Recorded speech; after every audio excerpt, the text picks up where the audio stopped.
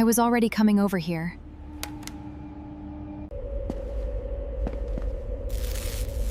Please don't let go. Not a chance. Listen to our stories for free on Spotify. Thank you to our Patreon members for making these stories possible. Scan the QR code on screen for exclusive photos and videos. Owen Mercer had heard the stories before he ever set foot on Caro's Station 7. He'd heard them in the transport bay from a cargo handler with a missing finger, who swore Chief Engineer Selyra Venn had reached into a live coolant manifold to stop a meltdown with her bare hand, because there hadn't been time to find gloves. He'd heard them from a nervous junior tech in the mess hall, who claimed she'd once climbed the exterior hull of a moving freighter during an atmospheric storm to manually override a stuck airlock, tethered by nothing but a length of maintenance cable and sheer stubbornness. He'd heard them, most memorably, from the station's medical officer, who described, with the flat, tired voice of someone who had stitched the wound herself, the time Selyra Venn had pressed her own palms against a hull breach until the emergency sealant cured, because the automated patches had failed and 12 people were about to lose their atmosphere.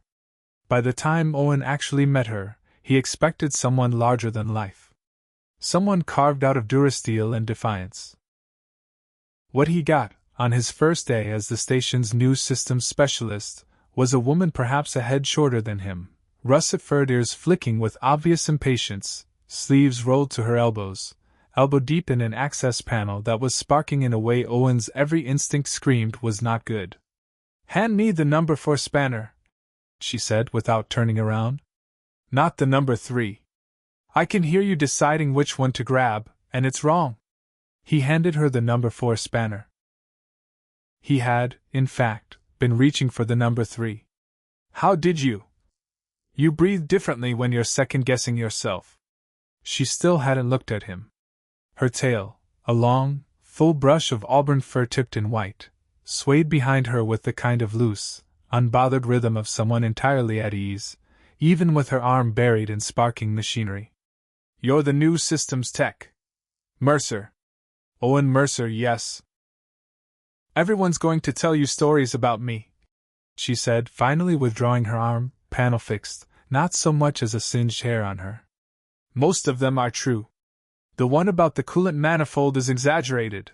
I used a glove, I just didn't have time to find the good gloves." She stood, wiped her hands on a rag, and looked at him properly for the first time.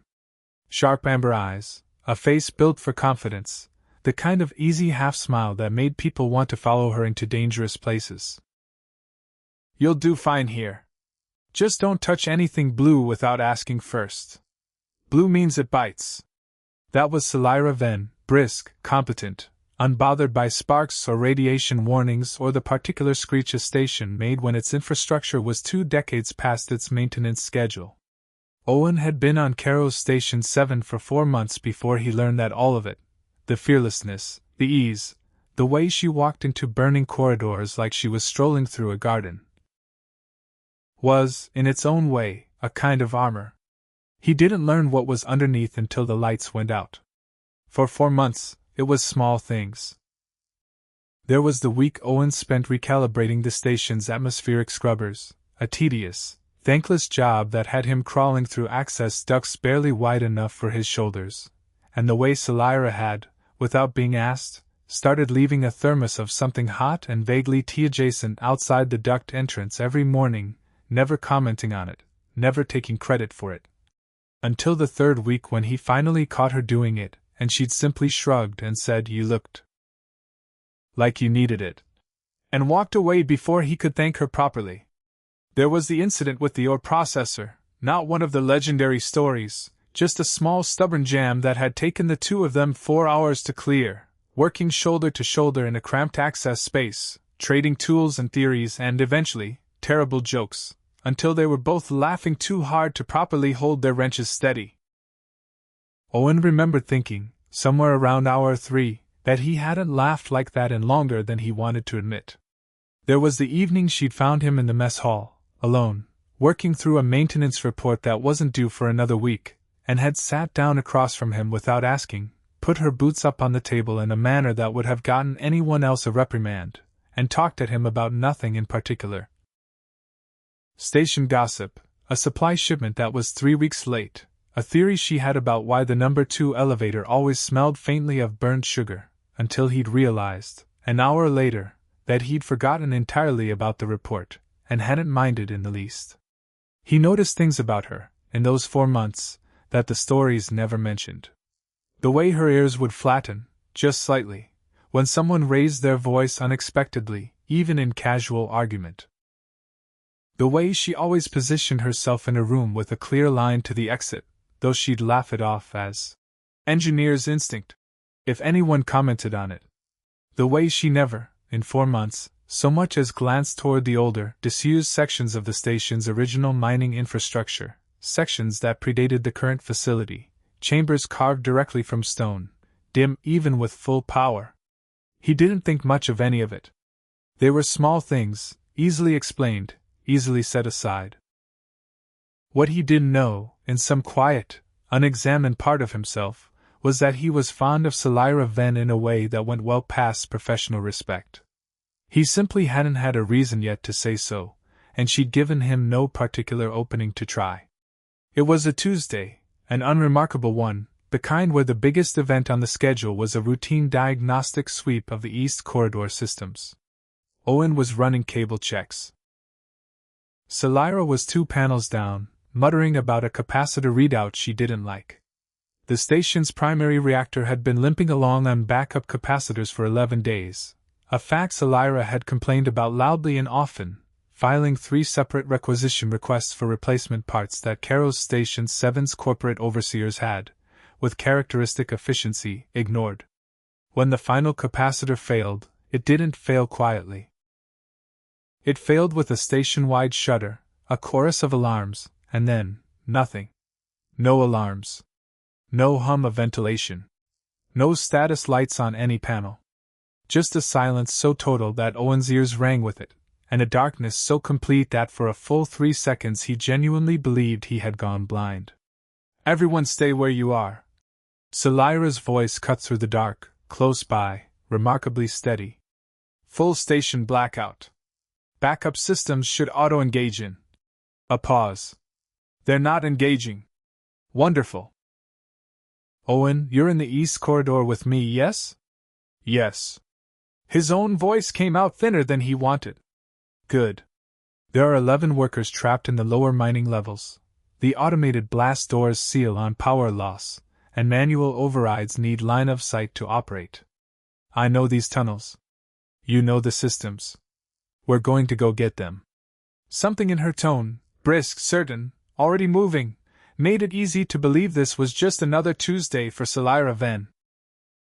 Owen heard the click of a lamp, and a small circle of warm light bloomed in the dark, throwing her face into sharp relief, jaw set, ears forward, entirely in her element. "After you, Chief," he said, and meant it as something like admiration. She flashed him a grin that didn't quite reach her eyes, though he wouldn't think about that detail until much later, and led the way into the maintenance tunnels beneath the station. The tunnels beneath Caros Station 7 were older than the station itself, carved during the original mining surveys decades before anyone had thought to put a livable structure on top of them. Selyra navigated them the way other people navigated their own homes in the dark, by memory, by feel, by an intimacy built over years of exactly this kind of emergency. "Ancient wiring," she said, ducking under a support beam with the ease of long habit, lamp beams sweeping across corroded conduits. "Half of this was installed before the war. I keep telling corporate we need a full retrofit, and they keep telling me it's within acceptable risk parameters." Her tail flicked, sharp and irritated. "Acceptable to whom, is what I'd like to know." Owen followed close behind, his own smaller hand lamp adding what little illumination it could. "You're taking this remarkably in stride. Total blackout, 11 people trapped, structural systems down." "I've handled worse," she said, and there was something almost automatic in the way she said it, a line worn smooth from repetition. "This is just Tuesday." He would remember that phrase later. Just Tuesday. He would understand later that it was something she said to herself as much as to him. They moved deeper. The tunnel network branched twice, and both times Selyra chose her path without hesitation, counting off distances under her breath in a habit Owen suspected she wasn't even aware of.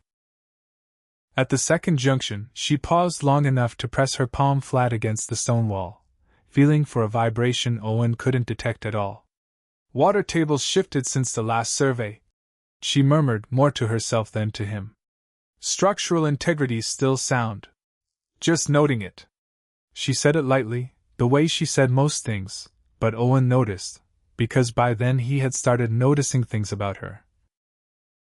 That her hand lingered against the stone a half-second longer than the observation required. The lamp Selyra carried, an old model, station issue, meant for short emergency use rather than extended expeditions, had been flickering for the last several minutes, its charge clearly failing faster than either of them wanted to admit. Selyra kept up a steady stream of commentary as they walked. Complaints about corporate parts requisitions, a story about the time a supply drone had gotten wedged in this exact tunnel section for 6 days, a joke about the particular smell of pre-war coolant that Owen laughed at more out of nervous energy than genuine amusement. He noticed, though he couldn't have said exactly when he started noticing, that her voice had a very slight tremor to it. Not fear, surely, not the fearless Selyra Venn, patcher of hull breaches, climber of moving ships. He decided it was tiredness. She'd been fighting this blackout for nearly an hour already, on top of a full-duty shift before that. You should rest a minute, he offered, when they reached a junction. Catch your breath. I'm fine, she said too quickly. We need to keep moving. The workers. Selyra. It was the first time he'd used her given name instead of chief. She went very still. I'm fine, she said again, softer this time, and started walking before he could press further. 5 minutes later the lamp died. The failure was total and instant, one moment a warm circle of light against ancient stone, and the next, nothing. Not even the dim afterglow that eyes sometimes retained. Just an absolute, suffocating black, the kind that made the tunnel walls feel closer than they were, that made Owen's own breathing sound impossibly loud in his ears. He heard, ahead of him, the sound of tools hitting the floor. Selyra? No answer. He heard something else then. A small, sharp intake of breath, followed by silence so tense it had a texture to it. Selyra, are you hurt? He reached forward blindly, found the tunnel wall, used it to orient himself, took a careful step in the direction her voice had last come from. Talk to me. Her voice, when it came, was nothing like the voice that had led him confidently through the tunnels 5 minutes before. It was small. Tight. Barely controlled. I'm fine. Give me a moment. You don't sound fine. I said I'm fine, Owen. A sharp edge, brittle rather than angry, the sound of someone gripping the last thread of their composure with both hands. And then, quieter, almost involuntary. I need a moment. Owen stood very still in the dark, listening to her breathing, too fast, too shallow, the unmistakable rhythm of someone fighting to stay in control of something enormous. He thought of every story he'd ever heard about Selyra Venn. The coolant manifold. The moving ship's hull. The sealant she'd held with her own hands. None of those stories had prepared him for this. He heard her take a step, and then another sound, her back, he realized, meeting the tunnel wall, sliding down it until she was sitting, small and folded, on the stone floor. He crouched carefully in her direction, close enough to feel the warmth of her but not so close as to crowd her. It's all right, he said, keeping his voice low and even, the way you'd talk to someone standing at the edge of something high. We're not going anywhere. Take whatever time you need. I don't. A shuddering breath. This isn't like me. I don't do this. Do what? A long pause. When she spoke again, her voice had dropped so low he had to lean in to hear it. Fall apart. I'm not going to pretend I understand, Owen said carefully. But I'd like to. If you want to tell me. For a long moment, There was only the sound of her breathing, slowly, so slowly, evening out. When she finally spoke, her voice had the flat, careful quality of someone reciting a story they told themselves 1,000 times but had never said aloud to another living person. When I was 7, there was a collapse. Old mining tunnel, much like these, older even. I was with my father, learning the trade the way Vulpine children on mining colonies do. The support beam gave way. He pushed me clear. He didn't clear it himself. Owen said nothing. He'd learned in his years of fieldwork that some silences needed to be held, not filled. I was buried for 3 days. Selyra continued. Not crushed, there was an air pocket, enough space to move if I curled up small enough. But no light. Not for 3 days. I could hear the rescue teams sometimes, digging, and then I couldn't, and I didn't know if that meant they'd given up or if I'd simply stopped being able to hear anything at all. Her tail, Owen realized, had gone rigid and still somewhere in the darkness beside him, no longer the loose, easy sway he'd grown used to. They got me out on the 3rd day. I don't remember much of it. I remember the dark, though. I remember every second of the dark. Selyra. I built my whole career on not being afraid of anything, she said, and there was something fierce and wounded in it at once. I go into radiation leaks. I climb hulls in storms. I put my hands on hull breaches because I trust myself more than I trust the automated systems, and I have never, not once, let anyone see me flinch. Do you know what it took, becoming this person? Do you know how many years I spent forcing myself into dark spaces on purpose, just to prove the 7-year-old in the collapse didn't get to decide who I became? Her voice cracked, just slightly on the last word. And now here I am, in a dark tunnel, unable to make my legs work, because apparently she's still down here somewhere, waiting to be dug out. That's not weakness, Owen said quietly. That's a wound that never got the chance to heal properly. Those are different things. It doesn't feel different. I know. He didn't try to argue her out of the feeling. He'd learned that lesson from harder places than this one. That fear doesn't respond well to logic, only to time, and presence, and the simple fact of not being alone with it. For what it's worth, I don't think less of you. I think... He paused, choosing the words carefully. I think it takes more courage to say I need help than it does to climb the outside of a moving ship. The ship doesn't get to see you. I do. He heard her breath catch again, differently this time. What do you need right now? He asked. Not what you think you should need. What do you actually need? The silence that followed was long enough that Owen began to wonder if he'd overstepped. And then, so quietly he almost missed it. Could you? She stopped. Started again. This is going to sound strange, and you won't understand what it means, but could you hold the end of my tail? Owen didn't know, had no way of knowing, that among Vulpines, the tail was not simply an extension of the spine, a limb like any other. It was, in ways human anatomy had no real equivalent for, an instrument of the nervous system nearly as sensitive as a hand, and correspondingly, an instrument of trust nearly as significant as one. To offer someone the end of your tail, to let a near stranger hold the very tip of you, the part that flicked and curled with your every unguarded emotion, was not a request made lightly.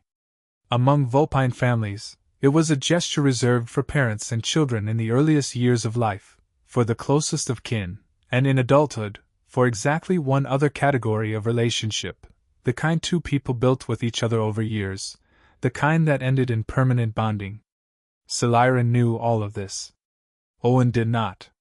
He only knew that the woman beside him, brave, brilliant, unbreakable Selyra Venn, had just asked him, in a voice raw with an embarrassment that somehow cut through even her fear, for something that clearly cost her a great deal to ask for. Of course, he said simply, and reached out into the dark. His fingers found fur first, soft, warm, trembling faintly, and then the more solid weight of the tail itself, offered toward him with obvious effort, as though she had to consciously overrule every instinct telling her not to. He closed his hand gently around it, careful, the way you'd hold something fragile that you didn't fully understand the value of. There, he said. I've got it. I'm not letting go.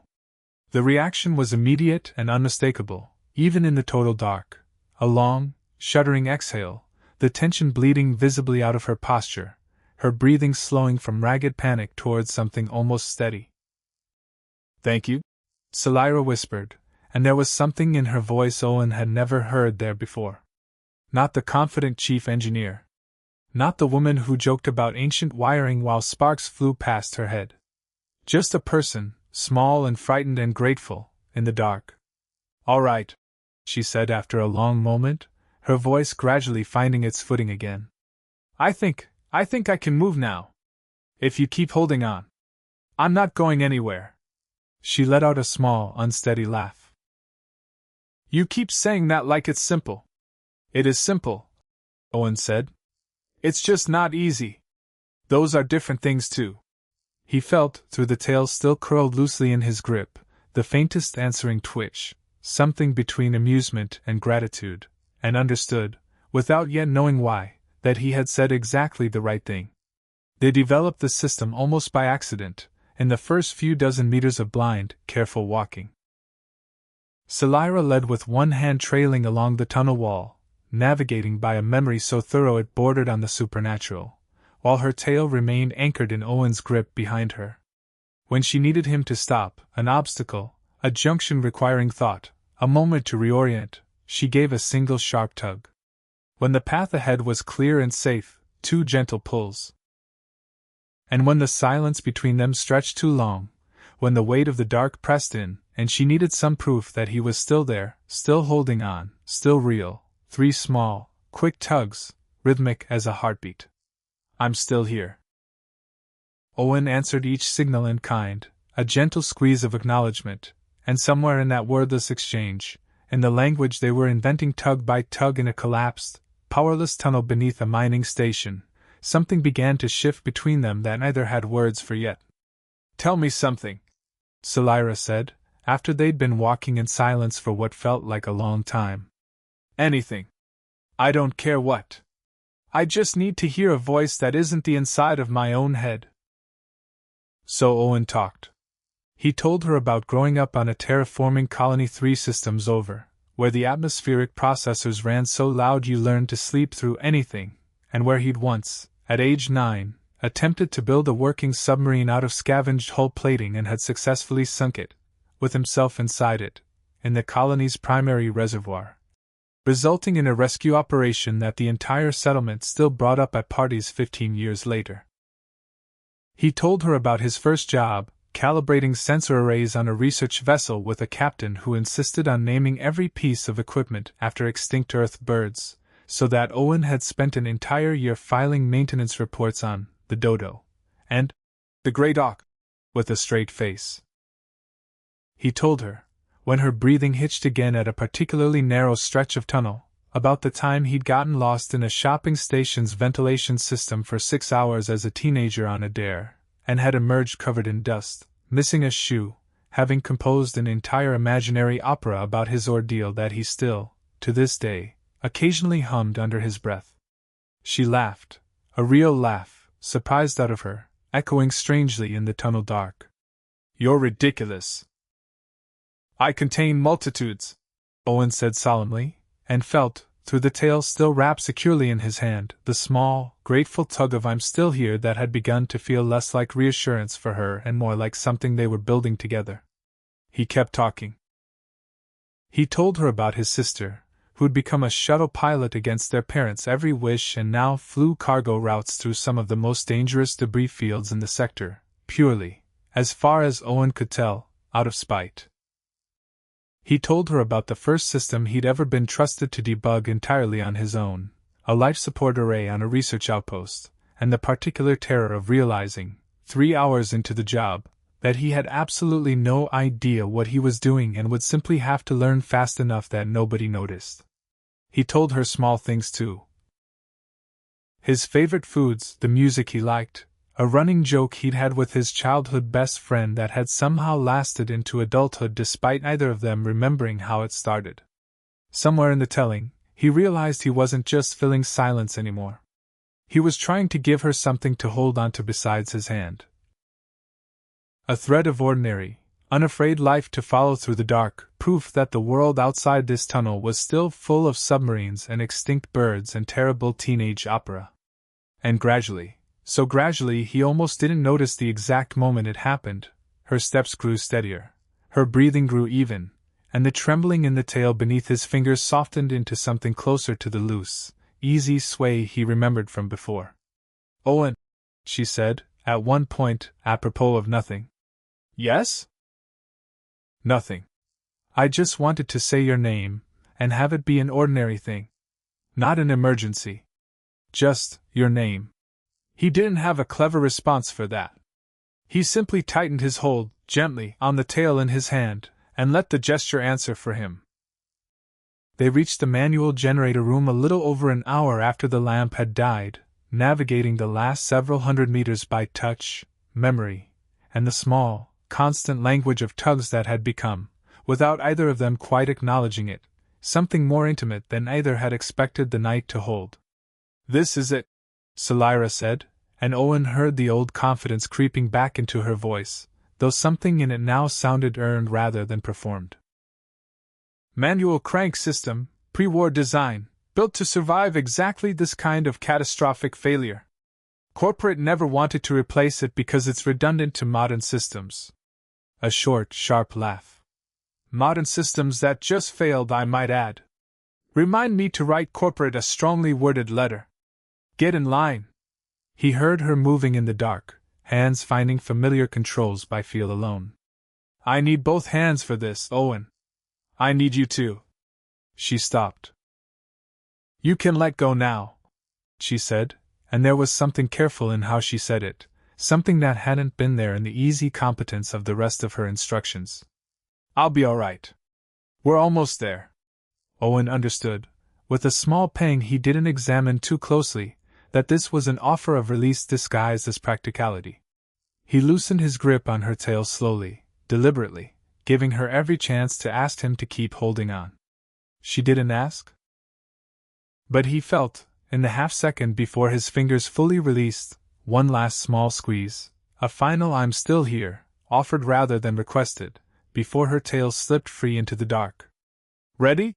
she asked. "Ready." Together, working by feel and memory and the occasional spark of a hand-cranked emergency light, they brought the manual generator online. It took the better part of 20 minutes, both of them straining against the crank mechanism designed for hands stronger than either of theirs, Selyra counting cadence under her breath the way Owen imagined she might have counted it as a much younger engineer, learning this exact system from someone else entirely. Power surged back into the tunnel systems first, dim red emergency lighting flooding the corridor, gloriously, blessedly visible. And then, section by section, into the station above them. For the first time in over an hour, Owen could see her face clearly. She was pale, and there were faint tracks down her cheeks that she hadn't mentioned, and he chose not to either, and her eyes, when they met his, held something unguarded and a little startled, as though she hadn't expected to still be standing here, on the other side of the dark, with someone who had seen the whole of it and stayed regardless. "Thank you," she said again, quieter this time, and it meant something different now than it had in the dark. "For not making it strange." "It was strange," Owen said honestly. "It just wasn't bad." By the time the main lights flickered back to life across Caro's Station 7, and the trapped mining crew had been located and freed through the now functional blast doors, Chief Engineer Selyra Venn was already fielding a dozen urgent comms, barking orders with the crisp, unshakable authority that had made her a legend on this station. If Owen hadn't been standing close enough to see it, he might have believed the last hour had never happened at all. It took another 4 hours to fully stabilize the station, reactor diagnostics, structural checks, a dozen small fires, some literal, that needed putting out. By the time the crisis was officially declared resolved and the exhausted staff of Caro's Station 7 began drifting toward their bunks, Owen was running on nothing but adrenaline and the particular clarity that comes from having survived something frightening alongside someone else. He found Selyra in the observation deck, alone, watching the slow rotation of the mining fields below through the reinforced viewport. She changed out of her work coveralls, showered the tunnel grime away, and looked, for all the world, entirely like herself again, confident, composed, the woman from the stories. Except for one thing. Her tail, rather than moving with its usual loose, easy independence, was wrapped, securely, deliberately, in a way that could not possibly have been accidental. Around his own wrist, where it had apparently found its way at some point in the last several hours without his noticing. He looked down at it. She followed his gaze, and he watched, in the observation deck's soft ambient light, a flush of color rise beneath the fur of her cheeks. "Selyra," he said gently. "Do you want me to?" He didn't finish the question. He didn't need to. She knew exactly what he was asking. She looked away from him, out toward the stars, her jaw tight in the particular way he'd already learned meant she was fighting to say something difficult. "The station," she said finally, quietly, "isn't frightening anymore. Not with the lights back on. Selyra. Being alone is," she said, and the words came out small, and raw, and utterly unlike the fearless legend of Caro's Station 7. "That's what's frightening. It always has been. I just never had anyone worth admitting it to." He didn't understand the full weight of what she'd offered him in the tunnel, not yet, not fully. But he understood enough. He understood that this woman, who had held sealant against a hull breach with her bare hands rather than trusted to machines, who had climbed the outside of a moving ship in a storm, who had built an entire reputation stone by stone on the foundation of fearless, had handed him the single most vulnerable thing she owned, in the dark, when she had absolutely nothing left to protect herself with. And that she was, right now, in the soft light of the observation deck, offering it to him again. Not out of desperation this time. Out of choice. "I looked it up," he admitted, "while the medics were checking on the mining crew. What it means! Holding a Vulpine's tail." Her ears went very still. And I think," Owen said carefully, "that you should have told me before I promised not to let go. Because now I'm rather afraid I meant it more permanently than I realized." For the first time since he'd met her. Through 4 months of sparks and spanners and near misses, through the calm competence and the practiced fearlessness, Selyra Venn laughed, bright and unguarded and completely without armor, and the sound of it filled the observation deck like the lights filling the station. "Good," she said, stepping closer, her tail tightening, gently, deliberately, around his wrist. "Because I wasn't planning on asking twice." "Selyra," he said, and there was something in the way he said her name now that made her go still. "I need to be honest with you about something."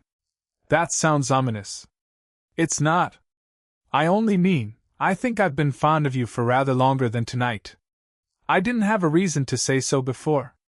You've given me one now, and I don't intend to waste it." She was quiet for a moment, studying him with an expression he couldn't quite place. Something between disbelief and a hope she clearly wasn't sure she was allowed to have. "For months," she said finally. "And you never said anything. You weren't exactly inviting conversation about it. Chief Engineer Venn has a very effective way of ending topics she'd rather not discuss." "I do, don't I?" She sighed, and it was almost a laugh. "Occupational hazard of being the person everyone expects to have all the answers." "For what it's worth," Owen said, "I don't need you to have all the answers. I'd quite like to be one of the people you don't have to have them for." Her tail tightened once more around his wrist, 3 small pulses, unmistakable now, a language they built together in the dark and were, it seemed, going to go on speaking in the light. "I'm still here." "I'd like that too," she said. They talked until the artificial dawn cycle began brightening the observation deck's ambient lighting, the two of them sitting shoulder to shoulder against the reinforced viewport, watching the mining fields turn slowly beneath the stars. Selyra told him, in pieces, about the years after the collapse. The therapy she'd quit after 3 sessions because sitting still with the memory felt worse than running from it, the career she'd built specifically in the kinds of dangerous, high-stakes engineering work that let her prove, over and over, to herself and everyone watching, that she was not the buried, terrified child she'd once been. She told him about every relationship she'd ended before it got serious enough that someone might ask her to be vulnerable, might see the crack in the armor, might discover that the fearless chief engineer of Caro's Station 7 still occasionally woke from nightmares about the dark. There was someone, a few years back, she admitted. Good man. Patient, in his way. He asked me once why I never let the lights go all the way down, even at night, even to sleep. I told him it was a personal preference. He believed me, because why wouldn't he? It didn't seem worth the risk of telling him the truth and watching him decide I was too complicated to bother with. I'm not going to decide that. You don't know that yet. I held your tail through an hour of total darkness while you told me the worst thing that ever happened to you. Owen said. I think I have a reasonably good idea of what I'm signing up for, Selyra. I'd like the chance to prove it, if you'll let me. She turned to look at him properly then, amber eyes searching his face for something, doubt, perhaps, or the first signs of the diplomatic retreat she'd clearly braced herself for more than once before. Whatever she was looking for, she apparently didn't find it, because something in her posture eased, some final held breath finally released. You're the first person who's seen it, she admitted, somewhere around the third hour of talking, her voice quiet in the brightening light. Really seen it. Not guessed at it, not caught a glimpse and diplomatically ignored it, actually seen it, and stayed anyway. I wasn't going to leave someone alone in the dark, Owen said simply. That was never a question. No, she agreed, tail curling a little tighter around his wrist, an unconscious gesture he was beginning to recognize as entirely her own private language, meant only for him now. I don't suppose it was. They sat in comfortable silence for a while after that, watching the light strengthen over the mining fields, and Owen found himself thinking that he could quite easily get used to mornings that ended like this. Not with an alarm, or an emergency, but with someone's tail curled trustingly around his wrist, and the whole slow business of a station waking up around them. Word travels fast on a station the size of Caro's 7, and it did not take long for the crew to notice that their fearless chief engineer had started taking her lunch breaks in the company of the new systems specialist, or that the two of them had developed a habit of finishing each other's diagnostic reports with the easy shorthand of people who'd stopped needing to explain themselves to one another. Nobody asked outright. Selyra Venn's reputation, even now, discouraged casual prying. But there were knowing looks in the mess hall, and the junior tech who'd once warned Owen about the coolant manifold story took to grinning at him whenever their paths crossed, and the station's medical officer, who, Owen suspected, missed very little, simply raised an eyebrow at him once and said, "Good," before walking on without further comment. Selyra herself seemed to navigate the whole business with a mixture of her usual brisk confidence and a shyness Owen had never once seen from her in 4 months of sparks and near disasters. She would reach for his hand in the corridor, and then seem faintly surprised at her own boldness. She would catch herself mid-sentence, telling some junior tech a story about a repair job, and glance over to make sure Owen was listening, as though his attention had become something she wanted rather than merely tolerated. "You're doing the thing again," he told her, a week or so after the blackout, as they walked the perimeter of the ore processing bay on a routine inspection.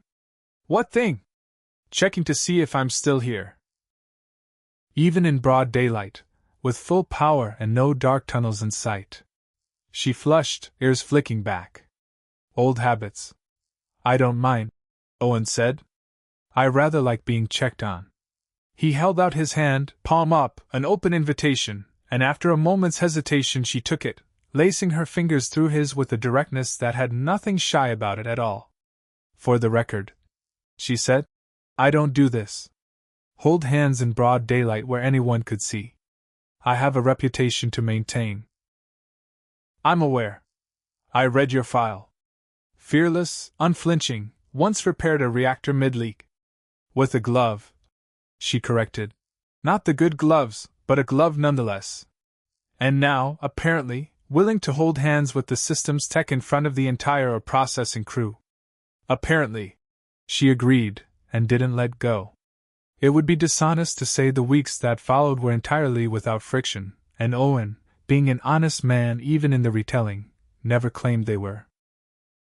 The first real disagreement came almost a month after the blackout, over something so ordinary it embarrassed them both afterward. A scheduling conflict, a missed dinner, a message Owen had sent that Selyra had read as dismissive when he'd meant it as merely brief. She'd gone quiet in the particular way that Owen had learned by now meant she was retreating rather than resting, and when he'd pressed her on it, gently, she'd bristled. "I'm not doing this," she said, arms crossed, ears pinned flat. "I'm not going to be the person who needs constant reassurance that you're not losing interest over a missed dinner. That's not who I am. I never said you were. You didn't have to. I can hear it in how carefully you're talking to me right now. Like I might shatter." Owen took a breath, resisting the urge to smooth it over too quickly, because he'd learned enough about her by now to know that smoothing things over too quickly was its own kind of dishonesty. "I'm talking carefully," he said, "because I care about getting this right, not because I think you're fragile. There's a difference, Selyra, and I'd like you to let me make it without deciding for me what I meant." She held his gaze for a long moment, jaw tight, and then, slowly, visibly, some of the tension went out of her shoulders. "That's fair," she admitted grudgingly. "I'm sorry.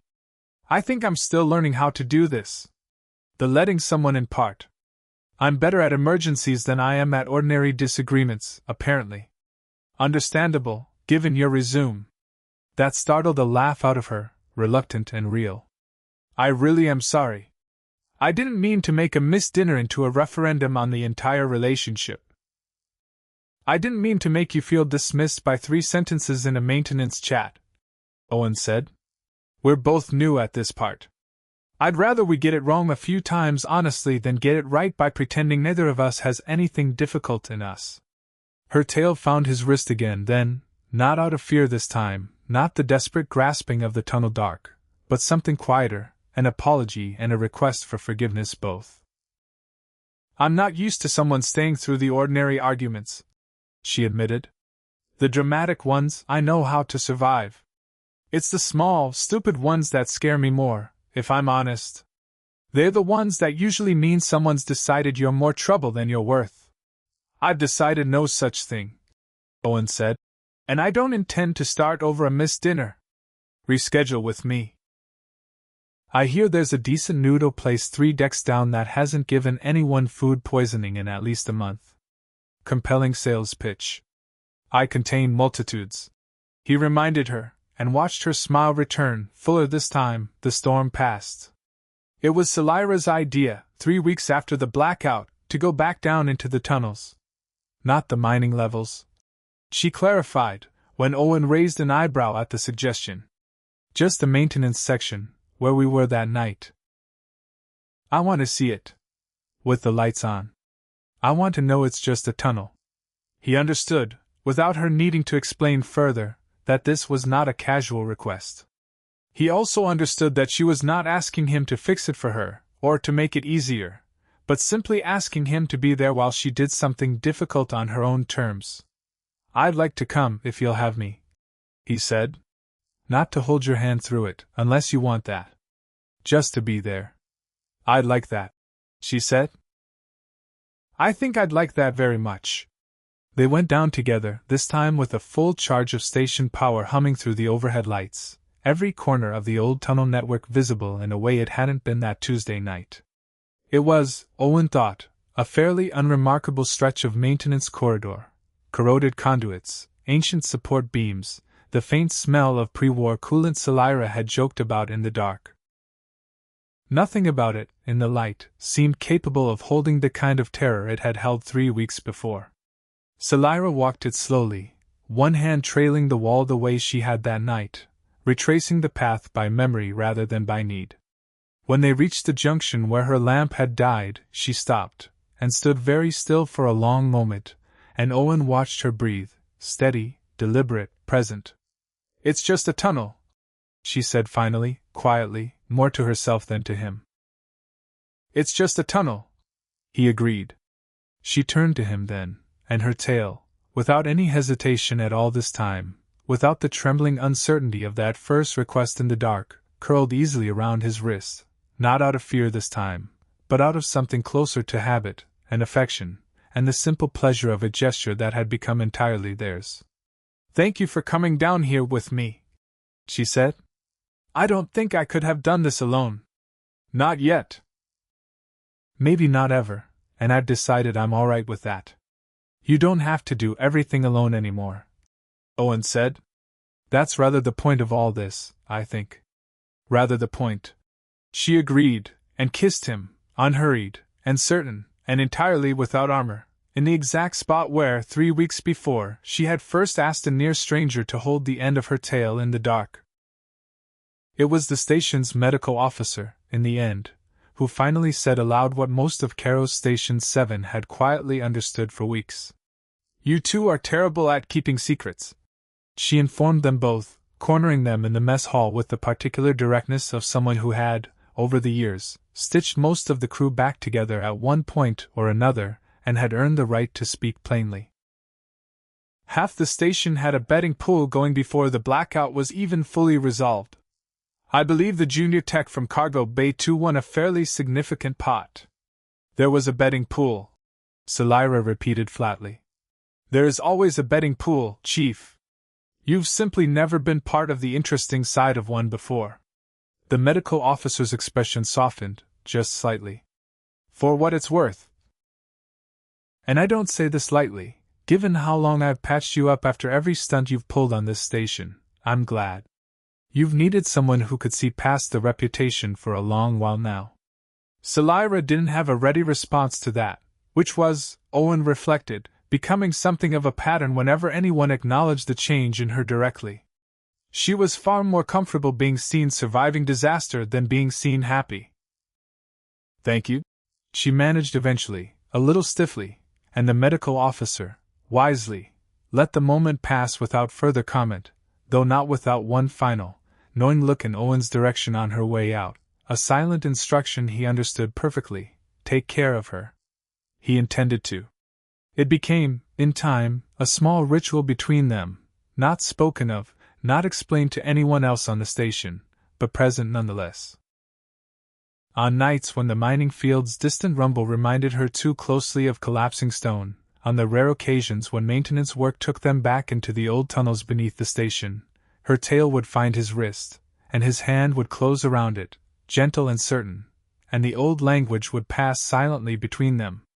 1 for stop. 2 for safe. 3 for I'm still here. She never had to ask twice. Owen moved his quarters closer to hers within the year. Not officially, not with any grand announcement, but gradually, the way most true things on Caro's Station 7 tended to happen: a spare shirt left behind, a second toothbrush that appeared and was never questioned, a standing arrangement that neither of them bothered to make formal because it had simply become obvious to everyone, themselves included, that it already was. The station's reactor, at long last, received its full corporate-funded retrofit. A fact Selyra took considerable, vocal satisfaction in, having spent the better part of a year reminding corporate, in increasingly colorful requisition reports, exactly how close they had come to a very different outcome. The old manual generator remained in place regardless, because Selyra refused, on principle, to let it be decommissioned. Sentimental value, she told the retrofit engineers, when they questioned the redundancy. Some of us met our partners over that crank mechanism. I'm not letting corporate scrap it just because it's inconvenient. The stories about Selyra continued to circulate: the coolant manifold, the moving ship's hull, the hull breach sealed with bare hands, growing, as such stories do, slightly more impossible with each retelling. But there was a new story now too, one that never made it into the official retellings, one that belonged only to the two people who'd lived it. About a blackout, and a dead lamp, and a language of tugs invented in total darkness. About a woman who had spent her whole life proving she was afraid of nothing, discovering that the bravest thing she'd ever done was admit, to one person, that she was afraid of everything. You know, Owen said one evening, nearly a year after the blackout, watching her recalibrate a sensor array with the same easy, fearless competence he'd first met her with. For someone who's supposedly famous for never being afraid of anything, you spent a lot of that first night being afraid. I spent a lot of that blackout, Selyra corrected, not looking up from her work, though her tail tightened fondly around his wrist. Learning that being afraid, in front of the right person, isn't actually the disaster I always thought it would be. High praise. Don't let it go to your head. But she was smiling. The real smile, the one she'd only started giving him after the tunnels, after the dark, after 3 days of buried memory had finally, 30 years later, found its way back into the light. Though I suppose since you're already holding my tail, you might as well hold on to the rest of me too. Efficiency of effort, and all that. Owen laughed, and reached for her hand, and did exactly that. And Selyra Venn, Chief Engineer, Legend of Caros Station 7, patcher of hull breaches and climber of storm-battered hulls, learned, slowly and then all at once, that the opposite of being afraid wasn't fearlessness at all. It was simply not being alone in the dark anymore.